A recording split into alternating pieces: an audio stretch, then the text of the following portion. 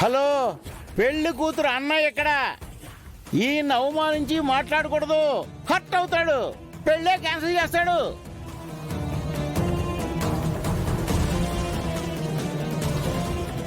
చూడు, నువ్వు event contract అయినా క్యాన్సిల్ చేయి, లేదా నేనే పెళ్లి క్యాన్సిల్ చేసి నా చెల్లిని తీసుకెళ్తాను. కుదరదు. అకి, ఒక్క నిమిషం ఆగు. రాకేష్, నీ డిమాండ్స్కి నేను ఒప్పుకుంటున్నాను. మేమంతా ఇప్పుడే వెళ్ళిపోతాం.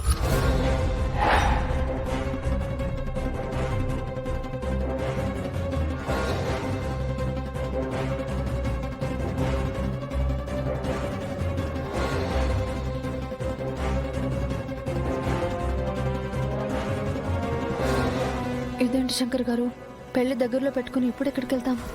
చూడండి గౌరీ గారు, ఇదంతా రాకేష్ కావాలని చేస్తున్నాడు. ఇప్పుడు గనక మనం వెళ్ళకపోతే ఈ పెళ్లి క్యాన్సిల్ అని చెప్పి మాయం తీసుకుని తను వెళ్ళిపోతాడు. అది జరగకూడదు. అందుకే ప్రస్తుతానికి మనం ఇక్కడి నుంచి బయలుదేరదాం. అవే బాబు, అవే బాబు, చెప్పండి మావయ్య. ఆ రాకేష్ సార్ని మేడంని బయటికి పంపించేస్తున్నాడు. మీరు వచ్చి వాళ్ళని ఆపండి బాబు. రాస్కెల్. పెద్దోడా చిన్నోడా, ఏంటలా చూస్తున్నారు? లగేజ్ తీసుకురండి. గౌరీ గారు పదండి. అది కాదు శంకర్ గారు. గౌరీ గారు, శంకర్ గారు, మీరు వెళ్ళకూడదు, ఇక్కడే ఉండండి. చూడకి, ఏదో రకంగా మాయ పెళ్లి జరగడం ఇంపార్టెంట్ కానీ మేమిక్కడ ఉన్నామా లేదా అనేది కాదు. ప్రస్తుతానికి మమ్మల్ని వెళ్ళనివ్వండి. పదండి. ఆగండి శంకర్ గారు.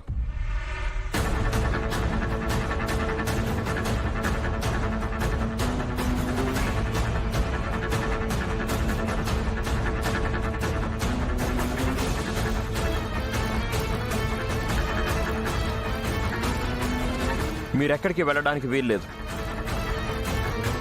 రాకేష్, ఏంటి డ్రామాలు?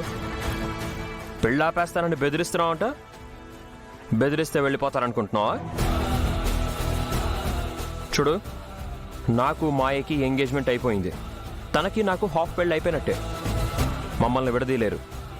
కావాలంటే నువ్వే వెళ్ళిపో. అలాగా? అయితే ఇదే మాట నా చెల్లితో చెప్పించు, అప్పుడు వెళ్ళిపోతాను. చెప్పిస్తాను, ఇప్పుడే చెప్పిస్తాను. అబ్బాయి ప్లీజ్ ఆవేశపడకు. మాయకి నువ్వా తన అన్నయ్య అనే డైలమాని క్రియేట్ చేయకండి. తన కష్టంగా ఉంటుంది.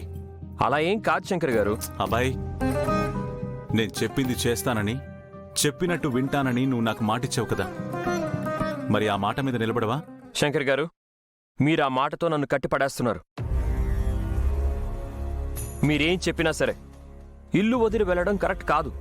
చూడబాయ్, మేమీ ఇంట్లో ఉండడం కంటే నీకు మాయకి పెళ్లి జరగడం ఇంపార్టెంట్. మీ పెళ్లి మాత్రం మా చేతుల మీదుగానే జరుగుతుంది. నన్ను నమ్ము.